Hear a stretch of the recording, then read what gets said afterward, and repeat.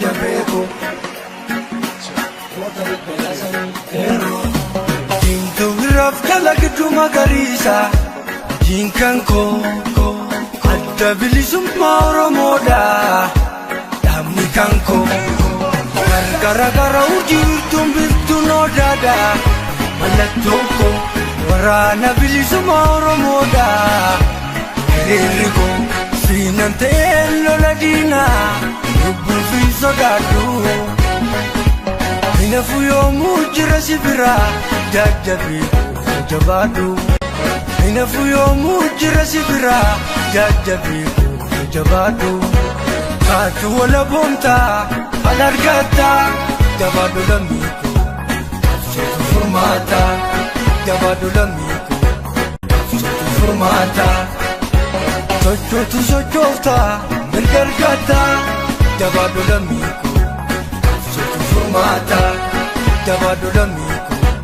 Absuutu furmaataa Kaatu wala boontaa ifa argataa jabaadhu lammiiku Absuutu furmaataa jabaadhu lammiiku Absuutu furmaataa Kaatu wala boontaa mirga argataa jabaadhu lammiiku Absuutu furmaataa jabaadhu lammiiku Absuutu furmaataa Kaatu wala boontaa ofina bulchitaa jabaadhu lammiiku Absuutu furmaataa jabaadhu lammiiku Absuutu furmaataa jabaadhu lammiiku Absuutu furmaataa jabaadhu lammiiku Absuutu furmaataa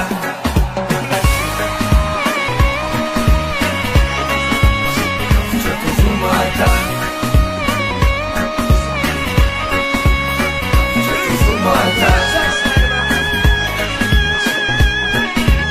Absuutu furmaataa Absuutu furmaataa Diimtuu biraaf kalaqatu magariisa Jinkan koo adda bilisummaa Oromoodha Dhaabni kan koo gargara urjiirtuun biftuun odaadha Mallattoon koo waraana bilisummaa Oromoodha Hiriirri koo siinan ta'ee lola diinaa Lubbuu fi sodaadhu Hinafu yoomuu jira si biraa jajjabii jabaadhu Hinafu yoomuu jira si biraa jajjabii jabaadhu Kaatu wala boontaa al argataa jabaadhu lammiiku Absuutu furmaataa jabaadhu lammiiku Absuutu furmaataa Sochootu sochooftaa mirga argataa jabaadhu lammiiku Absuutu furmaataa jabaadhu lammiiku Absuutu furmaataa Shama harka fuunee kabajamtoota daawwattoota walabummaa News Network kun qophii keessummaa keenya.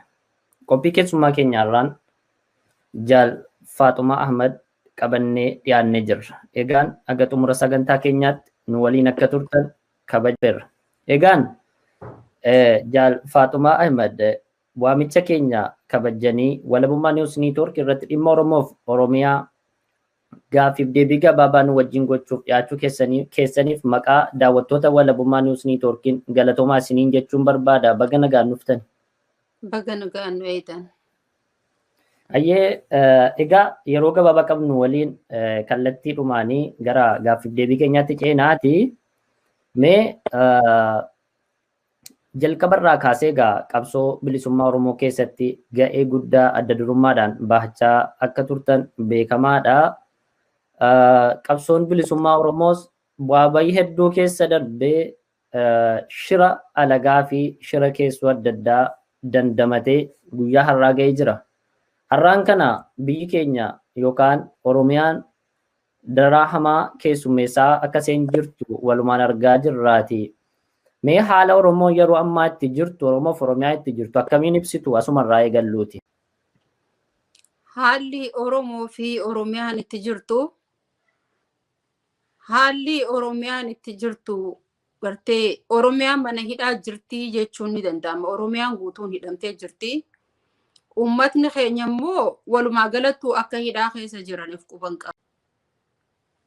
sirni gartee mootummaa kanaadha nama tokkoo fi nama lamaaf abalu mana hidhaatirraa nu haa bahu abalu mana hidhaatirraa nu haa bahu jedhaniit ummatni keenya burjaajii keessa jiran. Immoo ka hidhaa keessa jirtu ummata keenya osoo hin tahin hooggantoota siyaasaatii fi kana fa'aa osoo hin tahin Oromiyaan hidhaa keessa jirti. Ummatninis waan waliin hidhamee gurri duudee jira. If quban qabu waan biraa taasisan jecha. Akka gartee dammaqinsi gartee ummata keenyaattis akka hin babal'anneef. Muummichi ministeerri waan hedduu taphataa jira jecha qabsoo bilisummaa Oromoo kanarratti. Nama ummata keenyatti gartee ummata biraadhaa unoo qabsoo jajjabdurra jirra. Akkuma gartee duraanillee nu gowwoomsanitti ummata Oromootiin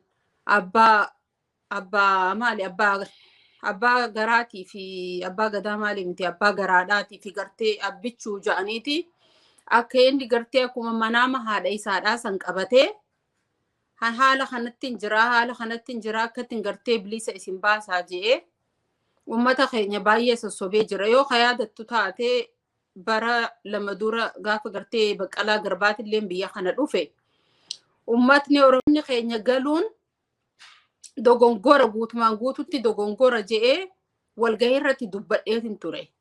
Maaliifii waraanni bilisummaa Oromoodhaa qabsoo kanaaf murteessaadha. Silaa osoo gartee ummata ni burjaajesse. Abiyyi ummata ni burjaajesse. Silaa waraanni kun osoo gartee kagalullee taate qawwee isaa qabatee dhuguma gartee muummichi ministeeraa hajaan kun yoo gartee Oromoodhaa fi Oromiyaaf kayaadu taate dhaabbatees taate dhuguma ilma abbaa gadaa osoo dhugaadhaa ka ta'u taate ummata gartee boombii hoggaatti darban qabatee nuti haaduunu je'ee gartee ummata isaaf du'aa jiru kana silaa wanni inni godhuu qabu waboo hiyya waraanaa wajjiin galaadha. Akka jirtanitti addi bilisummaa Oromoo waraanaa fi qabatee biyyatti galee waraanni kun gartee poolisii diinaadhaa san ifirraa baasee isaa miti kabaasee qeerroo fi qarree keenyaattu baasee itti meeqaatamiin dhumanii silaasan waraana kana akka gartee dallaatti itti fakkeenya kan akka biyya eegan silaa sadarkaa salphina guddaa kana hundarra Abiyyiin hin ga'u ture. Amaanaa nyaatee salphina mudate jecha waan gartee jechi ummatni gartee Amaaraadhaa kun sadarkaa kanarra gartee yoo sadarkaa kanaan kadeemtu taate akkati ati injifataadhaa ummatuma kana nurraa fixii ummata kana nurraa dhabamsiisii.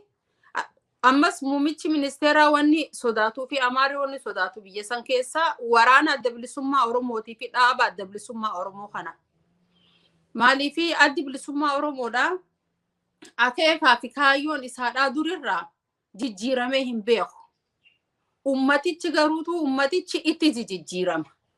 Amma fakkiidhaa qabsoon gartee qabsawaan duraaniidhaa ka jiran qabsoon san ummata qabdi laalu waraanni duraaniidhaa sin ummata duuberraa qabdi ummata summin hin seenin. Ummatni sun yoo gartee if duuba deebi'anillee ummatni isaadhaa san isa hin kennu. Ammaan tan ammoo dhiifama haasaa keessan asitti walitti qabdanii gaaffii kottaanu keessatti gatiin qabuufanii asirratti siin qabuuf dirqame mee seensumaa fi haalli Oromoon itti jirtu jennaan dubbiin keenya gadhaaban qabu rakkoon Oromoon keessa jiru fuudhee namaan bada mee walumatti qabnee gara fuulduraatti itti deebinaati gaaffii ani qabadhee isin gaafachuuf yaade tokko waluma faana akka nuu deebistanuuf. Bilisummaa Oromoof Oromiyaatiif kan jalqaba hidhannoo isaatii waliin manaa bahe dhaabni adda bilisummaa Oromootii fi waraanni bilisummaa Oromoo waggoottan hedduu qabsoorra jira. Har'allee qabsoorra jira. Garuu qabsoon dhaabni kun godhe yookiin jaarmiyaan kun gochaa ture kallattii hedduudhaan bu'aa gurguddaa argamsiisaa har'a gaheera. Qeerroon har'aa bu'aa qabsoo adda bilisummaa Oromooti. Maaliifi abbaan fedhe har'a ka'ee ani abbaa qeerrooti obboleessa qeerrooti haa jedhu maleessaati jalqaba akeeka yookiin kaayyoo adda bilisummaa Oromoo keessaa dhaloota qaroo waan ta'eef isa kana asumaan deebisuu ni dandeenya. Mee jalqaba hin dabarruuti hundeeffama hin dhannu 1991 Oromoo cabsanii malaan. Waraana bilisummaa Oromoo kumaatamaan akka fixan seenaa irraa ni dubbifna, ni dhageenya. Mee qabatamaadhaan gochi 1991 raawwate maali? Ka 2018 wajjin garaagarummaan isaatii fi tokkummaan isaa maali? Maaliif immoo jaarmiyaan kunis ta'e hawaasni Oromoo maaliif 91 irraa barachuu dadhabe moo karaa addaatiin dhufaniiti kan amma salphina kanaaf Oromoo ga'anii kanarraa kaanuti? Amma fakkiidhaaf sanni mudate osoo waraanni keenya qabsaawaa jiruutu osoo waraana sanitti illee gartee nuti illee hirmaanne osoo qabsaa'aa jiruutu akkuma har'aan tanatti gaafa sanii waraanni TPLF fi OPDOnis akkuma bitamtee keessa jirti waraanni TPLF fi waraanni gartee hayyuu duree uummatni jaamee yaamamu akka leencollataatii fi namootni gariin ni jiranii akka gartee saayina gooneeti waliif gartee nutis biyya teessan isiniif saayina gooneeti nutis biyya teenya fudhannee akkasitti walii galteedhaan qabsooneeti boodarratti gartee namuutu gartee bilisummaa fi dhuunfataa jedhaniiti chaartara eegalan. Amma yeroo san keessatti dhugumatti uummatni kun amanamaadhaa miti an mataan kiyya waraana keessan ture. Waraanni nan keessa ture garuutu waraana chaartara mooraa mootummaa coomsaa sanitti galee osoo hin tahin waraana daaroo billiqaatii fi daaroo abboonnaa waraana sani jecha waraanni hangi tokko gartee irraa afni fincila gartee hin qabanii duraan gartee akkatti waliin sadarkaa kana geenya jennee khaaneeti ammasiinis deebi'aniiti sila hayyu duree hajaaman warri akka gartee leencollataadhaa kunfaan chaartara kana gartee walii galtee uumuudhaaf diinaa wajjin nuti gartee qawwee lafa keessisanii uummata akka jirutti qawwee lafa keessisanii sanis gartee uummatuma gartee waraanuma keessa jirutu godhe jecha jaraa wajjin waliif ga'ee mootummaa coomsaatiin wajjin. Nuti akkasitti daaroo abboonnaatii fi daaroo billiqaa osoo taa'utti jirru booda hunoo waraana keenya akka jirutti duraanuu qawwee irraa fudhatanii jiranii duraanuu qawwee lafa keessisanii jiranii ifiif qawweedha qabanii booda akka jiranitti waraana achumatti fixan irra guddaa achii daaroo abboonnaatii fi haanis daaroo billiqatti gurbaa tokkotu jira waardiyaan duraanuu gartee nuti qophiirra jirra hangi tokko hangi hafnesan amma waardiyaa duratti dhukaasni osuma gartee dhukaasni akkanaadhaa kunni jiraata jaanii osoo hin eegin waardiyaan duraa biiflee dhukaasaadha argan abbaa buttatti dhufee himee abbaan buttaatis huno gama gartee gubbaatiin gama daaroo billiqaatiin illee gartee marni keenya akka jirutti dhumee jira waraanni qawwee lafa kaayee galee dhumee jira khaaniinis jalaanis gubbaanis marsanii jiranii bakka gartee diinagdee rasaasni keenyaa fi gartee qabeenya keenya illee ka jiru lafa san baadiyyaadha gartee lafa godhanne jechaadha bishaan guddaa bakka bishaan sadeen gartee itti walitti dhufu amma achiin dhukaasa walitti bannee hedduu gartee nama silaa hedduudha nama irraa miine isaan gartee qabeenya saamuudhaaf deeman waan akka kaznaati fi kana gartee qawwee isaan jaalan akkatti gafoon qolchaadhaa deeman kana fonqolchaadhaa deemanii nuti gartee akkuma waraana bilisummaa Oromoodhaa hammaan tanaadhaa kana akkasumatti duraanuu waan battala qabannee ifin darbinee battala qabanneet jirra jecha hundinuu waardiyaan bakka jirtuun ummata hanga gubbaa saniin dhufe akkuma jirutti ni fixne achi osoo jannuutu gubbarraan naannawanii namni biyya keessa beeku dhugumatti Tigree waan takkaleen gootu turte osoo isii qofa kataatu taate hunooni beekaasiini hunoo karaan kanaanii jaaniti gurbaan beertoo jaamu tokko warra baddeessaati inni faranjiidha inni nama adiidha nama ingilish natti fakkaata afaan oromootillee hedduu hin beeku waraana keenya keessa jira yeroo san keessatti namni hedduun nama hedduutu waraana keenya kana keessa sesseena way ana jechaa kilaashi isaadhaa fudhatee osoo fiiguutu booda inni karaa inni kutee dhabame waan yaadadhu Raabeertoo jaanu warra baddeessaati inni achumatti guddate achi osoo deemnuutu osuma gartee daggala kana kaanii fi kaan keessa addaan faffacaanee yeroo isaan gartee kaznaa fi kana fakkatti qawweedhaan akkatti fonqolchaadhaa deeman bakka walitti dhufnetti telegiraama isaanii yeroo irraa gartee xalafnu huno amsoolaa maratanii gamanaan deemu jiranii huno akkatti koottaa jaaniiti gartee wal arrabsaadhaa namni afaan beekun. Osoo deemnuutu achiin xirroo waraanni keenyas wanni fixatee kophee fi kana sun qabu waan takka illee hin qabu mee waraana kanaaf gartee meeshaa kophee fi kana faa binna bakka magaalaan itti ta'ee jaanii osoo deemnuutu achi waraanni gartee duraanuu mucaa qallichi tokko warra takastaa ja'ama takastaa tashoomaa ja'ama inni sun isaatu waraana dursaa deema inni sun fuudhee akka jirutti gartee bakka waraanni keenya jirutti waraana nutti fide achi waraana keessantu isin barbaadaati koottaadha waraana keessantu hunoo bakka kanaa jirra jaanii cibirraan isinirraan cibirraan addaati koottaadha asitti wal qunnamnaa jennaan nuti lakki waraanni keenya halkan wala hin barbaadu isaanis bakkuma jiraatanii hoggaa jennu ganama gama bariisaadha dhukaasa banan isaan yeroo dhukaasa bananii keenyas gartee dhukaasa banee walitti bannee osoo gartee xirroo mataa gubbatti osoo wal dhoynu nama 45 ta'u isaanirraa dhumee nutis waa marfamnee jirruuf nama 25tu dhumee abbaan cibirraa keenya isin ammaan tana nuti ni hafna jettanii hiyyaadinaadhaa hin hafnu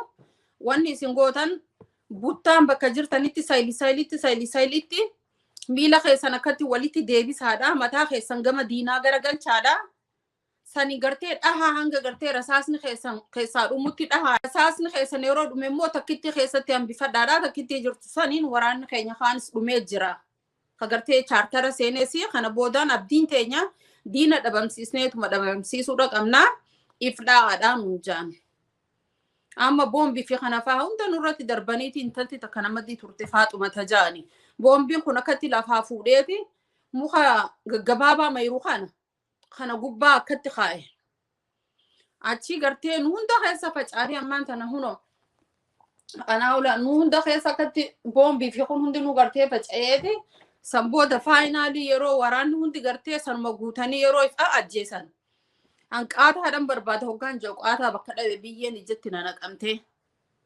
achi intalti takka fiidee isin duddarra na dhaabbattee amma harka kenni naan jette lakki harkan kennu jeenaanis nutis barakuma keessanitti oromumaaf qabsaa'utti jirraa jette narratti utaaltee hoggaa narra baatee gartee duddarra fuutee qawween harkaa fuute akka gartee ani fin dhoyne harkuun dadhabee achi kaatee ichi matata allaat wayis kasamaa ino dubbe alechuu jette afaan amaaraati waan afaan amaaraatis beeku ittiin fakkaanne achi gurbaan tokko ammallee waraana keessa jira mucaa Mikaa'el Birqee jaaniini no ammaan tana dhahaadha ajjeesaadha qawwee erga harkaa fuutanii dhahaadha ajjeesaa jennaan mucoon tun joolleedha abbaayisiitu sargoodha abbaayisiitu diina malee kanaaf gartee deemti mucoon tun joolleedha hedduu nama joolleedhaati hin ajjeesin ajee mucaan sun Mikaa'el Birqee ammallee ni jira jan gurbaan sun akkasitti inni sun fuudhee gartee jara kanarraa yoo isi ajjeestan anis nama hanga tokko ajjeesaniin gartee deemee ummata hidhamanii hojii makiinaa takkatti nu guuranii booda galamsoo mana hidhaadha kaanis huursoo dabarsanii achitti hangartee nama hanga tokko wajjin hidhamee warri biyyaatis akkasitti dirmatee dhiifama gaagaruutu dheeresse rakkoon qabu maal bu'aa bahii qabsootu kana qaba dhuga maal seetanii dhugaa wanti Oromoon keessa darbe gaa baay'ee laalessaadha wanti nuti kana kaafnee fi seenaa kaafnee gaabbii wayitiif osoo hin taane jabina har'aatiif bu'aa qaba jenneeti ammoo wanni kaafnee fi salphinni bara sana nu mudatte ammas lammaffaa dabalatee 2018 qeerroon 1000 itti wareegamee lubbuun nama hedduu itti dhabamee qabsoon Oromoon aarsaa mataa isaatiin fidate gargaarsa nama tokkoon maletti ammas butamee harka diinaa galee maqaa Oromootiin jechuudha. Isuma kanarraa fakkeenya maaliif fudhachuu dadhabe waan jennuudha. Seenaatti kaafnee sagantaa addaa qabannee daawwattoota keenya bu'aa ba'iidhumti qabsaa'onni bilisummaa Oromoo keessa ba'an maali kan jedhuu fi qabsaa'ota waraana bilisummaa Oromoo duraanis namoota biraa dabalannee kan irratti dubbannu ta'a. Maaliif hawaasni keenya beekuu qaba dararaa uummanni keenya keessa ba'e. Akkuma har'a carraa arganne carraa miidiyaa carraa aksesii adda addaa argannee akka feene dubbannee arrabaa wal cabsinee gandummaan wal raatessinu kana miti qabsoon bilisummaa Oromoo waan hamaa keessa ba'e kanaafani kan irra deebisuun keessanis gaariidha. Mee egaa aarsaa gurguddaa kan nu kaffalchiise shira lama akka ta'edha waan amma naa keessanaa kaastan keessaa. Tokko shira keessooti. Shira keessoodha maqaa Oromootiin xaxamu. Lammaffaan shira diinaati. Caalaatti ulfaatee kan salphina keenyaaf sababa ta'e deddeebi'ee marraa 2-3 shira keessoodha. 2018 yeroo jijjiirama jedhamee ammas kallattiinuma haala wal fakkaataadhaan kallattiin ittiin Oromoo goomsan kama 91 sana fakkaata. Yeroo sanatti maaliif hawaasa Oromootiif waan kana ibsuun yaalameera? Maaliif wanti kana kaasee fi anamma hin beeku ta'uu danda'a natti fakkaachuu danda'a. Asaan jira sana nama baay'ee dogoggorse yeroo sanatti. Namoonni na fakkaatanis jiru kan qabsoo kana keessatti aarsaa 91 sana keessa hin jirre kan dhageettiidhaan itti amannu jechaadha. Mee isinii gabaabaadhumatti uummata hubachiisuuf shira 91-2018 sana akka irra deebine wanti gootan jira yeroo sana. Maaltu immoo akka wanti kun lammaffaarra deebi'u taasise waan jedhu irraa meenuu kaasa. Lammaffaa tahuu taasise. Ana kanatti fakkaatutti jecha amma mataa xiyyaawwanni gartee akka dhaabicha ammaan tana muummicha ministeeraatii fi kana jalatti takka walitti baquu takka badhaadhina gosa hundatti fidanii babbareechanii gartee haa uummata soban. Ana akka xiyyaatti takka itti hin ida'amnes itti hin amannes. Maaliifi waan duraan gartee narra ga'eessan kajiile hin qubatu jaanii namni ammas anjiila sanii qabaa hin amanu oppiidiyoo. Ammas iddumattu gartee waan bira dabre gurbaa gabra masqal jaan tokkotu maan jee seete. Ummatni oppiidiyoo jechuun naan jee gurbaa oppiidiyoo tokkotu bira jira. Ummata oppiidiyoo kana ummanni Oromoo yoo ka itti amanu taate kufee jee. Akkamitti jennaan nuti ummata oppiidiyoodhaa kana waan afaan hin beeyneef jecha akka afaan gartee waliif nu galchaniif. Saniif malee ummatni kun ummata beekumsa qabanii miti. Inda jagna inda onaga aadallum jee. Akka onagitti gootaa miti. Isaan afaan nuti naafi ati ammaan tana waan waliif hin galleef jecha. Afaan kan gartee nu iddoo akka haasaaniif malee yeroo nuti afaan waliif galle booda yeroo nuti afaan baranne isaaniif nu iddoodhaa bahanii jee. Himanii jiran jecha dubbii hin dhoysanii osoo saniinuu hin gahini amma lammaffaa kun akka itti deebi'e gaafa Oromoo liidarshiippii jaanii Atlaantatti gaafa ta'isan yoo yaadatte gaafa sanii hedduu gartee ummatumti keenya akka addi bilisummaa Oromoodhaa kun akka shiftatti ilaalan.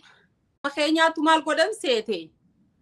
Ummatni kun shiftaadha. Ummatni kun qawwee lafa hin kaa'u. Qawwee ifiifuu gartee takka mootummaa 90 takkatti nu harkaa gartee facaatee dhumtee waraana meeqa gootota meeqa itti dhabnee warra akka gartee yaadataa barii soofaa.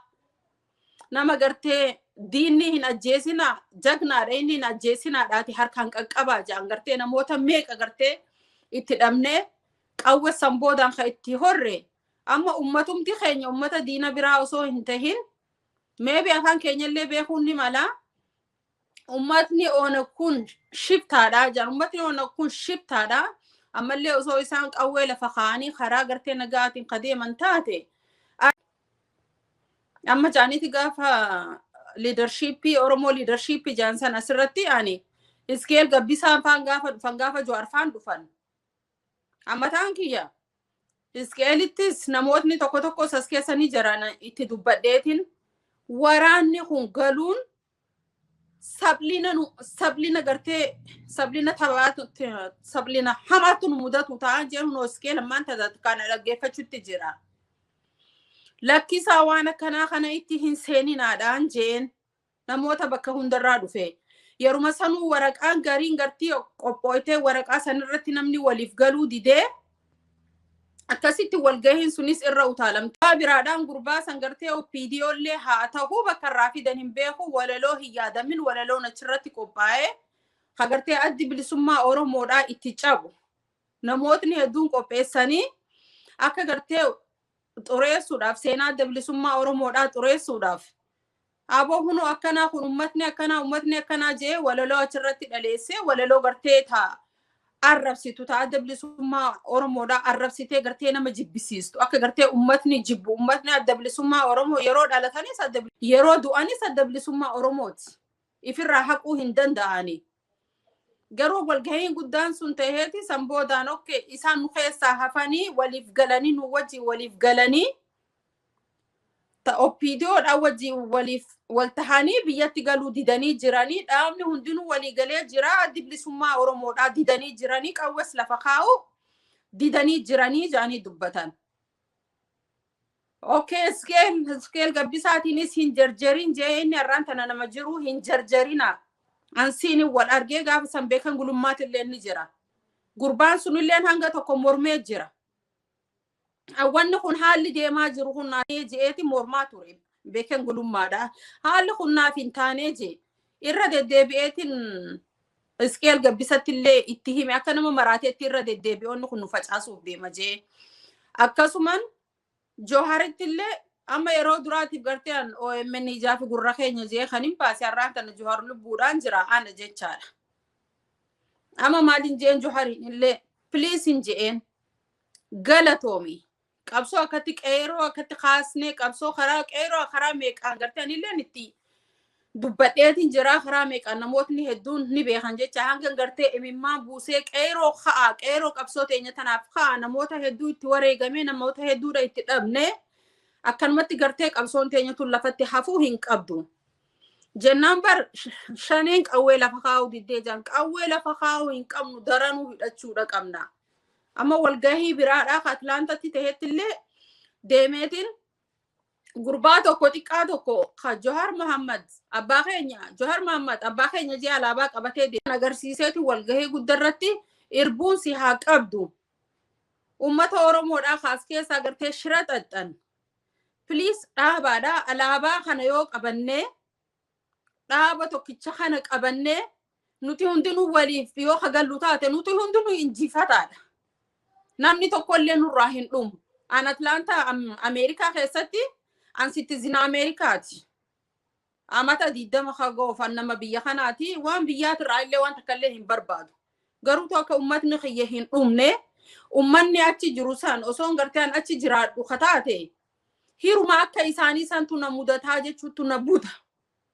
Ammas jaallan gartee nu bira qaqqaalii nu bira wareegaman goototuma akka gartee ammaan tana hayyu duree keenya ka jiranii kan warreen akka gartee jaalsanyii jaal golicha dheengee jaal marroodha jaallan hedduudha gaasii lakkaa'ee siif hin fixu akkasumatti gartee jaallan qaqqaalii hedduu obboleeyyan hanga gahuutti hanga eessuma gahuutti kan nu biraa hafan san gartee yoo ati kufte sinkaasa kuftu na khaasi gartee yoo ati kufte sinkaasa yonin an kufe na khaasi qawwee xiyya qabaduuti anarraan tarkaanfadhuuti diinatti deemnuti barcumaa fi miti kadeemnu ummata keenya bilisa baasuu fi jaallan jansan ni yaadadha jechaadha. Please jeetiin akkasumatti akkuma nan jeetti osoo warra diasporaas keessatti teekisti godhee dura dhaabbadhu Atlaantaa kana keessatti please dhaaba kana hin xureessinaa jee waraana keenya hin xureessinaa osoo hin jedhu booda hunu akkasumatti bar waraanni walii galanii jiranii yoo hagartee yoo walii galanii qawwee lafa kaa'anii ummatni adda bilisummaa Oromoodhaa kun gartee biyyatti gartee ilma abbaa gadaati gurbaan kun yoo isatti ka hin dabalamne taate ati hedduutu ragaa ummatni illee hedduu isaan jibbuudhaaf jiraataa ja'an. Okay, anammallee natti hin mul'atu. Namichi kun ilma abbaa gadaa osoo hin ta'in ilma abbaa garaati. OPDO duraanuu weera against each other. gartee ati ammaan tana qawwee nama gartee diina sitti deemu gartee an qawwee isa inni gartee ati qawwee lafa kaayete an qawwee kiyya harkatti hin qabaddaa jee nama sitti deemu isnaaf feera. Ammallee wanni kun naaf hin ta'uu jennaan Jaal Daawwit dura dhaabbate amma namootni hedduun maal jedhanii laashanee jaarsa kana laal shanee ingartu ammas laa qawwee lafa kaa'uudhaaf hin deemu didee jira jennaan hedduu Jaal Daawwit ni rakkisan ni cinqan ni rakkisan hedduu waraana adda bilisummaa Oromootii fi warra gartee adda bilisummaa Oromoodhaa kana kaas keessa jiranii fi bakka hunda bakka bobbahanii fi bakka deemanii fi bakka galan wallaalchisan jecha daasporaanis kana ummata shanee gargaaramuu hin qabdanii isin madii dhaabbachuu hin qabnu xiqqoo boodaan ni kuftanii abiyyaa lafa qabatu malee ni kuftanii ja'anii hanga gartee takkatti hangaruutu nuti niira lama cabxuu waan takka kanarraa haa argannu hin jiru ummata jedheetiin bakka guddaan poozishina guddaa abballeen hin dhaadu poozishina guddaadhaan gartee as keessatti hojjedha jecha. Garuutu ummatan kalee biraa dhufeoo ummata kaleessa kufeoo osuman jee yaaduuti hayyee Jaal Daawwit okkee harki sadaffaadha erga ummatni Oromoo gartee qawwee qabadhee deemuu kiyya kana jibbe jara kana hin amanu harki sadaffaanu iddoo haa galuu jennaan harkadhaan ammaan tana laala mallee harka sadaffaa jaalala mallee laa silxaana kana laal umrii kanaan gad lakkisuu hin fedhu jaan immoo dhugumatti yoo haas deebnu taate jaallan hedduun Jaal Abdii Raggaasaadha umrii xiqqaatti waraana kanatti ida'ame jaallan hedduun Jaal Daawwit illee gaafa inni biyya kana dhufu nin beeka jecha xiqqaa utaalee gartee gaafa walgahiidhaa dhufee shaggooyyee utaalee sirbee utaalu kana jecha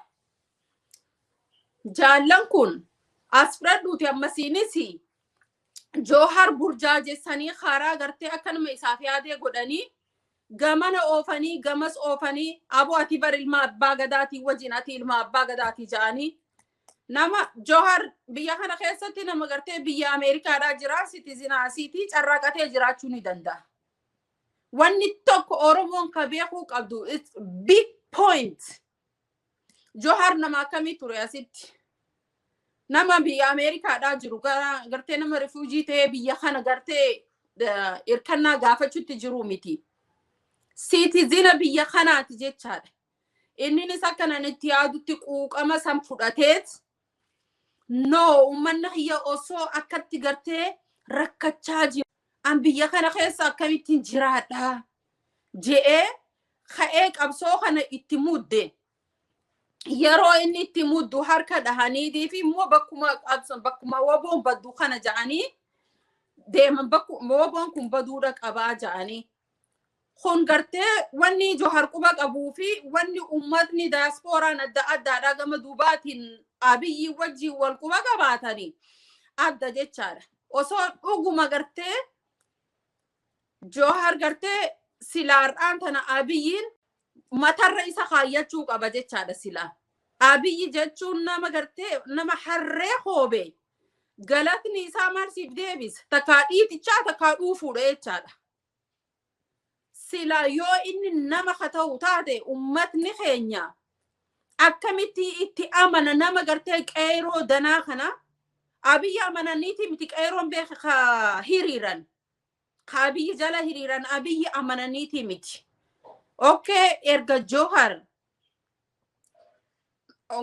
gartee namicha kana amane gartee dhaaboliin garagaraattis gartee kanuti Oromoodha jennoo gartee deeggaran taate nutis deeggaruu qabnaa janiiti garaa ifiidhaa itti kennanii fakkiidha namni akka gartee michuu seenaadhaaf har'aan tana waan guyyaa har'aan tanaa guyyaa kaleedhaa keessa jiru.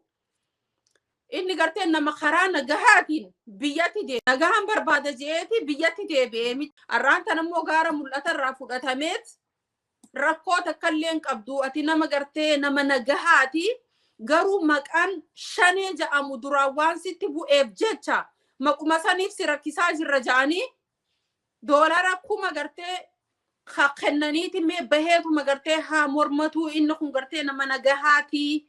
Annagahaan gartee biyyatti galee duraanillee hawwisoo waraanaatiin ture jennaan no maqaan nagahaan galii nagahaan galuu baadhu immoo maqaan shanee ja'u sitti bu'ee jira ati dhiini kan keessi shaneedha sanumaafuu hidharraa bahuu hin taatu jee Abiyyi jee isaatti ummata keenya fixaa jira ammas Abiyyi gartee yoo goota haa ta'u taate yoo ilmaan Oromoo hundaaf dhaamsinan qabu ilmaan Oromootiif yoo taate Abiyyi diina ilmaan Oromooti malee yoo hayaatu taate goota akka gartee jaalmarroodhaa kana qabaachuun yoo inni dhiigaan Oromoo kataatu taate isa boonsaa mee namichi kun gartee inni kun haajira Lammaa Magarsaatu gartee ana dabarsee mana masaraa mootummaa keessa nagalcheessanitti Oromoo waliif arjaadha yoo Oromoo kataatu taate bakka kanarratti this is a big point yoo Oromoo kataatu taate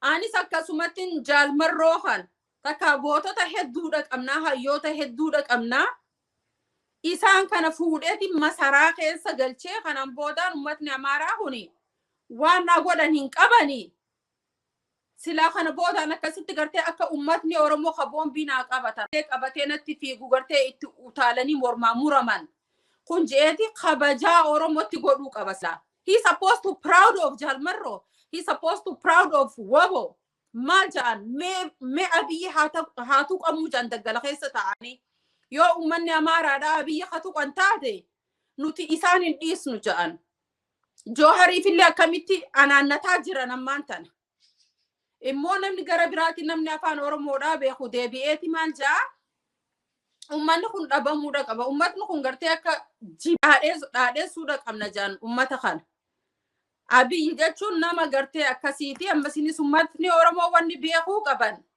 masa goota keenya gartee goota keenya akka du'ufedha goota Oromoo akka du'ufedha immoo ummata Oromoo fixaa ture reefa isaaniidhaa fuudheeti katakkaa dargii masaraa mootummatti hin galchin reefanii awwaalan malee manatti hin galfatanii masaraa mootummaa keessatti awwaallati Abiyyi ol fidee jecha alatti quudhuu dadhabee keenya immoo daggaluma Oromiyaatu itti quudhuu dadhabeeti Jawhar akkasitti kaleessa isaaf tahee kabajaa isatti godhee isaan ummata Oromoo keessa bobba'uu farqaa Jawhar ummata Oromoo keessa bobba'uu dandahee kabajaa isaan harkate sanii har'aan tana Abiyyi akkamitti isa laala appreciate godhuu hin dandeenye appreciate illee hin godhin ayyee biyya kanatti galtee jirta kootuti taa'iti biyyuma kana keessa taa'iti mee deddeemiti dalagadhu jee hojii mootummaa takkarrallee osoo isa kaa'e garuutu atis awwaalamuu qabda Haacaaluu yoo Haacaalus gartee ka ajjeese Abiyyiitu namni fagorraa akkaataan inni itti du'e nama waraana keessa ture akka Haacaaluun yeroo reefa isaa laalu Haacaaluu la qawween kun yeroo nama seenu namni gartee waan waraanaadhaa beeku tokko namni qawween dhahameetis beeku yoo qawweedhaan gartee namni halaalarraa si dhahee bakka fedhe yoo si dhahee qawween kun asiin xiqqaatee seeneeti gama isaan kanaan gama bahu kanaan foon guddaa fuudhee mar'imaan fuudhee akkasitti si facaase jecha takka immoo bahu jeetu gartee yeroo nama biraa gartee nama dhahu nama facaasa garuutu Haacaaluu waanuma akka isaan jaafi kana gartee waan furga'uuni jiraa miti kanumaan ummata biteetuma maalee ati moo meelaa ati moo maali intalti sun namni kun dhabamuudha qabaa jeeti isa biratti akka jaalmarrooti jaalmarroo artistiidha jechaadha jaalsanyii artistii jaal gartee hayyudurootan keenya artististi jechaadha artistoonni keenya saniin gartee birumaa itti biteete akkasitti dhoysise jecha ammasiinis karaa biraatiin mee wanni ni yaadadha gurbaa lafarra harkisiise mee jibbansa gartee hangi oppiidiyoon nin galatoonfadhaan Tigree akka itti galatoonfadhu ummatni kun isin dhabamsiisuudhaaf akka isin dhabamsiisanii afaan Amaaraadhaa kan afaan gartee waliif nu galchaniif malee isaan waan takkallee isinii godhuufi miti jaanii eebbisa addunyaa gosa akkamitti du'e yoon gartee akkasitti du'e bifa sanitti oppiidiyootu ajjeese dabriiti daadhii galaan isaanuma tajjeese daadhii galaan kan jedhamu isaanuma tajjeese daadhii galaan isaantu ajjeese gurbaan Amaaraa tokko dhiyoon tana maal jee Abiyyiin kun jee bara marni isin fedhu nu daran jibbanii arra yoo rifatullee yoo ta'u taate nutu daran rifataafi. Ummata artistii fi abiyyi waada nuuf gale hin guunnee jee. Ummata artistii fi hooggantootaa fi kana mata isin dura boru dhaabbatu isinirraa fixeetiin biyya gartee nagaha taate ummata isin hin sodaanne wajjin isin tarakkabsiisan hunjee mucaa sana maybe ammaan tan siif erguun hin danda'a ammaan tan gartee torbaan dabre jee. Duuba abiyyiin sobee nutti jibee isa waan jaalmarroon ajjeefame itti fakkaateeti guyyuma gartee jarri poolisticha jibaan sun labse. Huno wanni jaame hundinuu guutamee jira irraa tanammee abiyyi biyyitiin nu gallakkisee eessa jira nu sobaa jira malee jaanii jecha. Wanni kuni fi dubbiin gabra masqalnaan jeesuun wal fakkaata. Akkuma gartee afaan waliif nu galchaniifi malee simaa baloo jaanii namni baadiyyaa gartee tokko simaa baloo jaan. Sanumaa fi malee mee dubbii arraan tanaa dhaalaani dubbii kaleessa gabra masqal jee nuti isaan gartee yeroo nuti waliif gallee nu idduudhaa bahanii nuti wallaallataa jee. Arrammoo ummatni amaaraa maal jaanii ummata hunda yeroon isinirraa an yeroon tiyyaa urumtee lafa isin kaaheetin lafa kaaheetin silxaana kiyya lafa kaahee silxaana hin qabu lafa gartee isin tarakkabsiisee akkasitti deemaa je'eeti wal bira fidiiti ilaalimee dubbiin tun akkatti wal fakkaatu. Akkaataan ammas artistiin keenya OPDO'n itti ajjeeste. Akka Usmaayyoon itti du'e. Akka gartee artistoonni keenya wanni dhaamsa qaba jecha ajjeesu dura wa'ada waliif galanii nuti maaliif wa'ada nuti diigan ilmaan Oromootti maaliif wa'ada itti diigan wa'ada gartee nafxanyaadha irrallee eegaa jira jecha. Dhugaa. Arraantanillee wa'ada egaan saatii keenya wajjiniin hin beesin qabe dhiifamaa itti deebinaa amma waan baay'ee kaafne ragaa waan jechuuf deemu tokko fixadhu. Ayyee. Amaara jechuun amma sabaa fi sablammii hedduudha qabna biyya keessa ka afaan Oromoo beekanii fi ka afaan Oromoo hin beeknee fi kana sabaa fi sablammii hedduutu biyya keenya keessa jira. Sabaa fi sablammii kun osoo waan takka hin dubbanne osoo Oromoo hin balaalee dhuganiif Amaarri maaliif gartee Itoophiyaa irratti du'a? Maaliif Itoophiyaa gartee Itoophiyaa jaanii gartee Itoophiyaa agaree jaanii wanni isaan du'aniif me Tigraay biyyiti Tigreetiin Tigraay jaamti. Biyyiti Oromoodha Oromiyaa jaamti. Biyyiti hundi osoo akkatti qabdu biyyiti jaamtu hin jirtu. Amaarri akka sababu seaweed bishaan irratti mayreeti. Biyya hin qaban Itoophiyaa jechuu malee waan biraa waan ittiin yaamaman hin qabanii saniif jecha gartee ilmaan keenya fixaa jiran obboleeyyan keenya fixaa jiranii abiyyis gartee osuma jibbaniitu akka gartee sibiila wanni dha way hin cabsan akka muka jallaadha godhatanii akka muka jallatti itti fayyadamu jiran because Itoophiyaa namni dhabuu hin dandeenye Amaara qofa. Biyyiti Amaarri gartee biyyiti Amaarri qabu hin jirtu. They are seaweed. Sababu bishaan irraa dhaahana. Irraa yoo hin qaban jechaadha.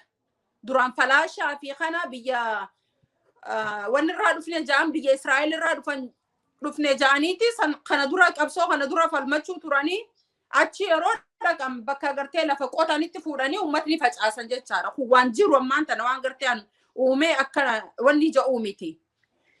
Kanumaafu uummanni biraadhaa sabaa fi sablammootni biraatillee akka ummata Amaaraati wajjin ummatni Amaaraa nama tokkollee hin fedhu.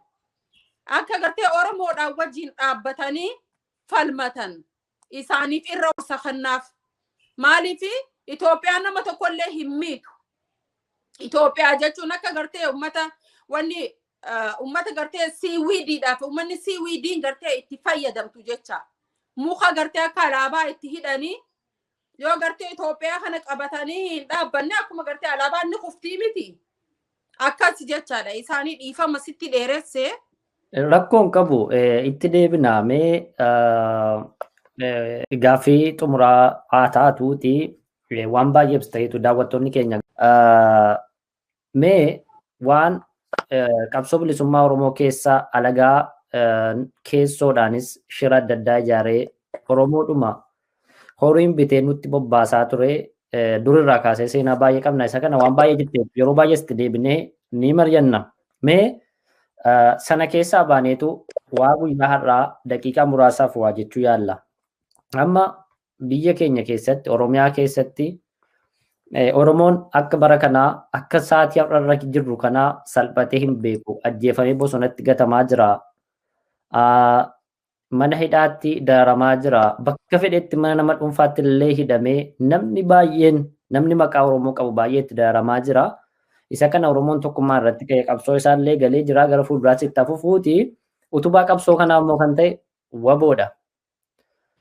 Akkuma jalqabarra jenne warri kaleessaa hidhannoon nu barbaachisu har'aa kaafnee bilisoomneerra qabsoo bilisummaa Oromoo karaa nagaa xumurreerra goolamneerra namni rasaasa baate raasa keessa deemu nuuf kan deemu hin jiru jedhamii warri labsan dhiifama guddaa gaafatanii jara kan addatti baafnee ilaaluun dhaaf osoo hin taane seenaa kaafne nuti wanti daawwattoonni keenya hubachuu qabanii ammoo hundi nama biyyoota alaa keessaas warri kanaan dura waraana bilisummaa Oromoo irratti duula gurguddaa geggeessaa turan har'a deebi'anii sagalee waraana bilisummaa Oromoo ta'anii kallattii adda addaatiin waamicha gochuu irratti argamu agalatoomanu akkuma kanaa itti hufanu dhugaan bultee ni mul'atti nutis kanumaaf dhugatti argine jechuudhumaa fi mee guyyaa irraa kana waraanni bilisummaa Oromoo lubbuu isaa tokkittii qabu aarsaa gochuudhaan uummata isaatiif bosona jira. Daaraa guddaa keessummeessaa jira. Diinaa wajjin waraana gurguddaa keessa jira. Seenaa keessatti eenyullee kan ragaa bahuu danda'u waraanni bilisummaa Oromoo baha galixaatti Oromiyaa kutaa hunda keessatti diinaa wajjin waraana guddaarra jira. Yeroo dhiyootti Oromiyaan ni bilisoomsa abdii jedhutu jira. Kanaaf hawaasni keenya biyya alaa kun kallattiidhaan waraana isaa bira dhaabbatee waraana isaa gargaaree hawaasa hubachiisee caasaa waraana bilisummaa Oromoo caasaa uummata keessatti deersuu wal qabee deeggarsa gurguddaa akka godhu gama waraana bilisummaa Oromoo deeggaruutiin hawaasa biyya alaa kanaan dhaamsa waliigalaa dhaamtan yoo qabaattan hasumaan dhaamsa waliigalaa akka nu dhaamtanuu fi adde Faatuma.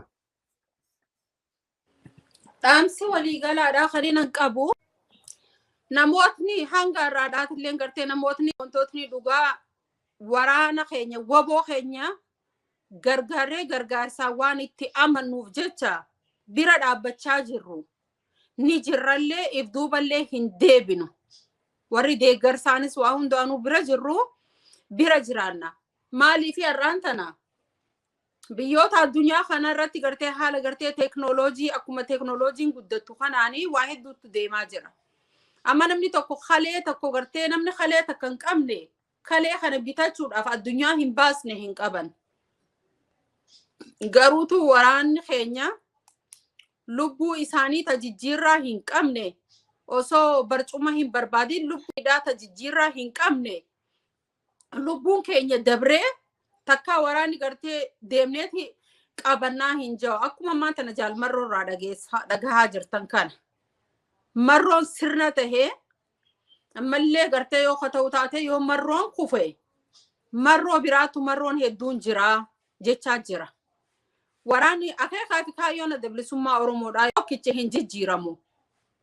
Kanuma waboon yoo kufe waboon gartee hin dhabamu maaliif maqaan isaadhaa akeekaa fi kaayyoon keenya achuma jira jecha.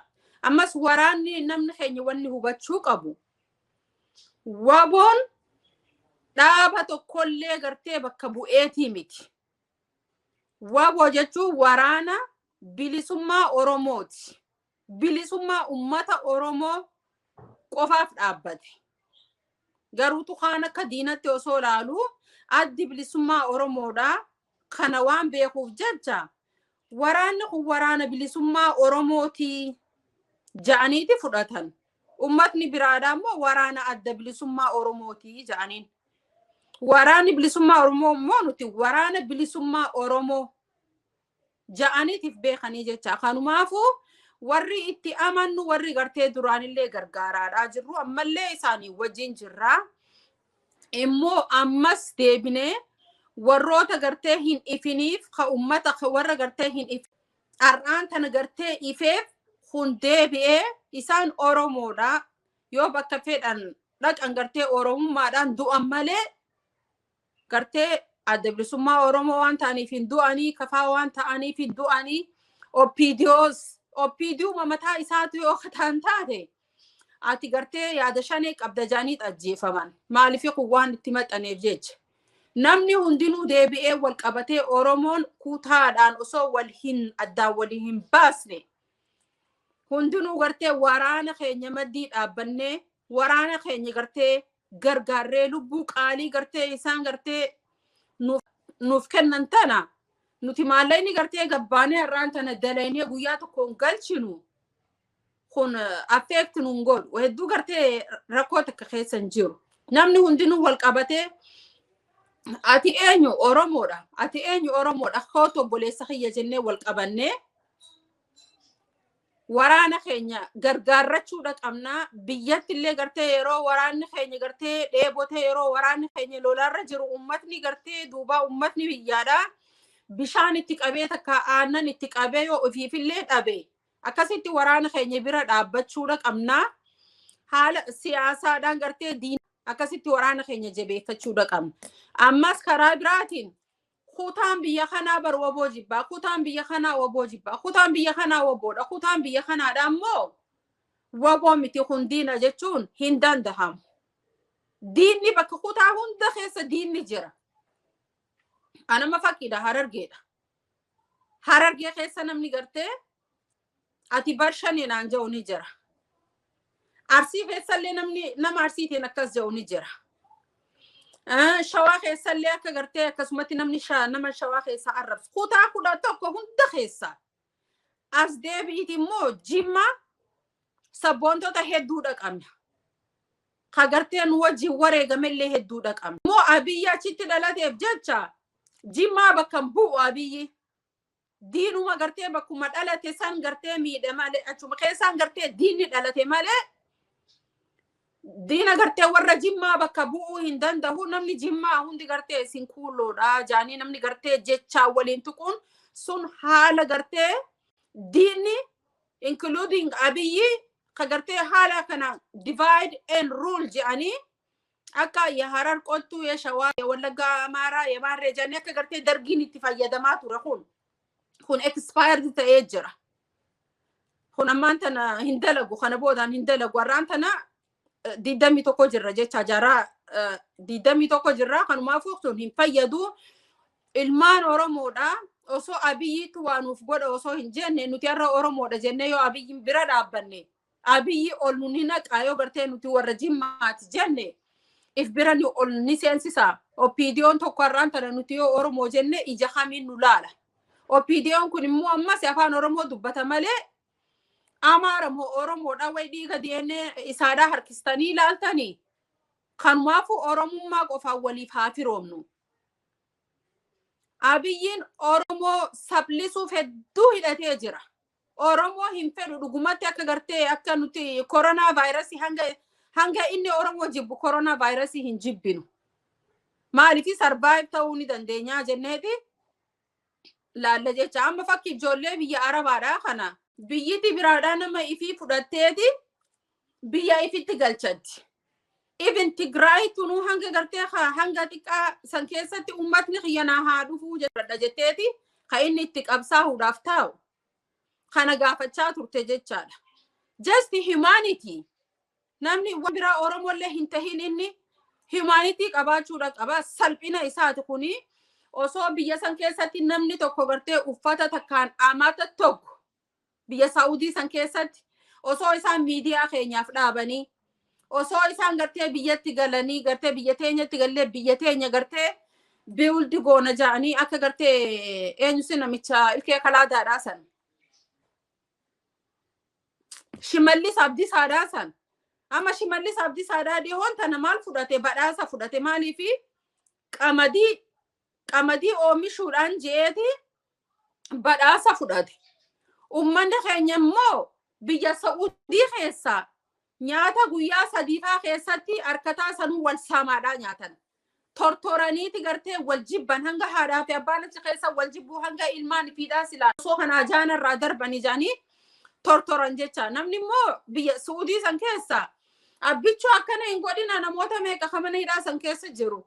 abbichuu akkana hin godhina abbichuun bar keenya abbichuun keenya jaaniiti kabiraadhaa abaaraadhaa abbichuu san eebbisan inni immoo isaan sun yoo dhumani oromoon irraa sablattii je'ee fudhateeti garbuu shimallis achi keessaa itti badhaasamaa jiru sani maal garbuudhaa miti qamadii amma dhugumatti qamadii yoon kan hin argu taateen hin beelaa'u jechaadha maaliif erga oromoon itti hubatee oromoon jibbee oromoon gartee waan isaan keessa jiran waan isaan tahan gatii hubateef jecha ammaan tana oromoo jaanii as deebi'an waan tokko garuutu warri gartee dhaamsa warri OPDO keessa jiru kakaleessa waboo taatanii ar'aan tana OPDO taatan kataayyee danda'aadha kanafaa umrii dheeradha warra ammas hangaasaa Ibrahim rabbiin isinin ajjeesin silaa kaleessa akka biyyatti galtan sanitti osoo kaduutan taate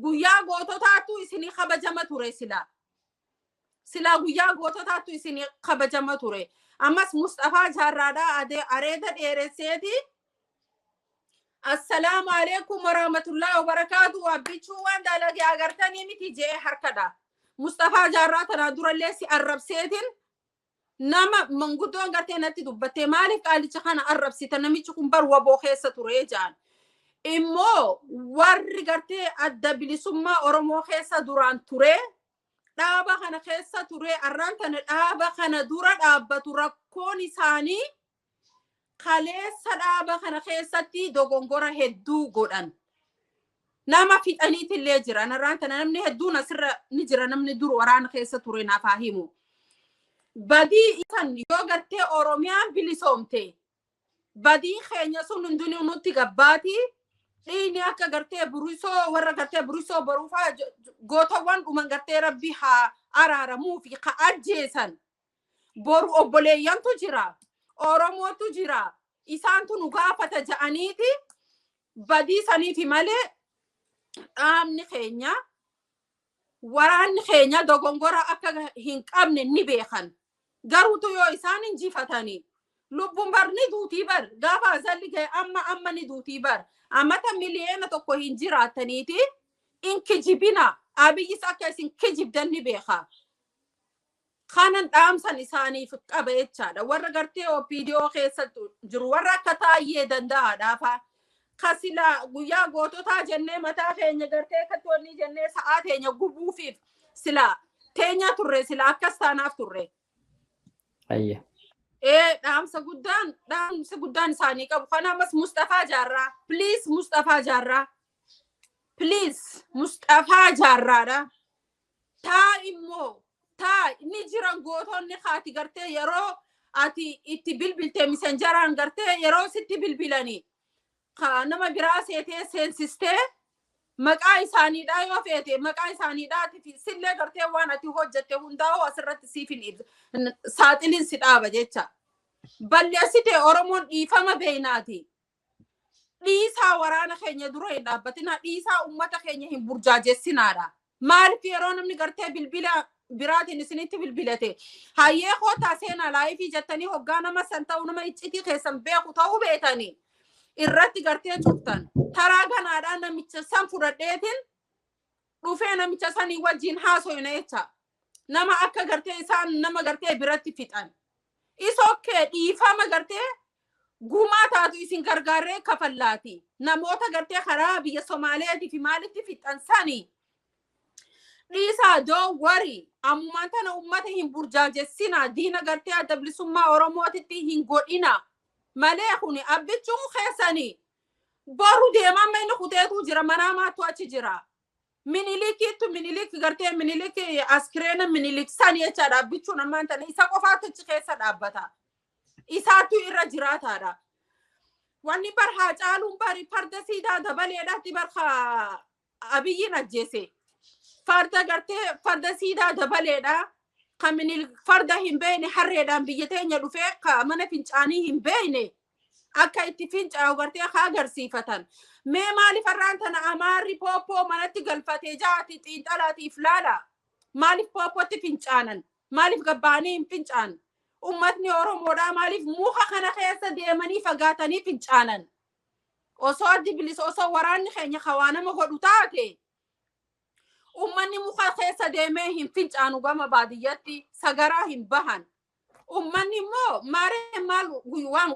waraabessu waan guyyaa balleessee fi halkan balleessee guyyaa muka oolaa ja'an amaarri pooppoodha qaba amaarri pooppootti fincaana oromoon gabbaheeti muka keessa deemee fincaana maaliifi qeerransaatu adurreetu maaliif akkatti wanni anfarroo kan akkana gongootaa jennaani eessuma xiyyaatu gaara jiraa je isaan boona jecha isinis akkas ta'uudha qabdanii please Mustafaa Jaarraa again and again fi ammasinis gartee ummatni dhaaba kana dura dhaabbatanii akka ummatni jibbu gootan dhaabbadhaadhan isiniin jaa maaliif aan Ameerikaadhan jira an jiruu tanan jiraachaatiin jira wanta kallee bu'aa takkallee hin barbaadu wanta kallee biyya keessatti waan hin dhaabbadhu qabu aniira lama cabxuu hin barbaadu waraana kiyya gargaareetiin bira dhaabbadha malee garuu khaleessa warri khaleessa na biratti kufansan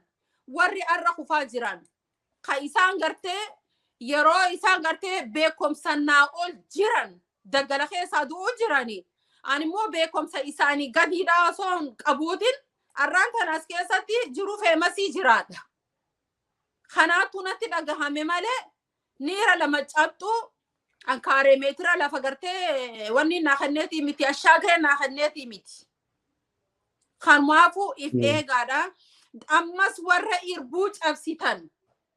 irbuu cabsitanii kaleessa gartee egaan qawwee kana qabannee gartee warri aadii hindiinu jatan booru gartee burjaajootanii baddaniiti kaaree meetira lafa isinii kenname san keessaa illee darbamtanii dirrarratti dhumtan akkuma namoota maantana irbuu jechuun first remember irbuutu please ifa mana godhaadhaa waan gartee first rate na godhee kun waan dogongorri ilmi namaadhaa hojjetu tokko ammas arraba lama ta'uu fi kijibuun ilmi namaa hojjetu tokko waan na aarsee fi nakanati gadde malee Mustafaa ati gartee sanaafisii haasawti jirru ati na aarsiteetii miti garuutu haalli ummatna keenya burjaajessan kuni baay'ee nama gaddisiisa.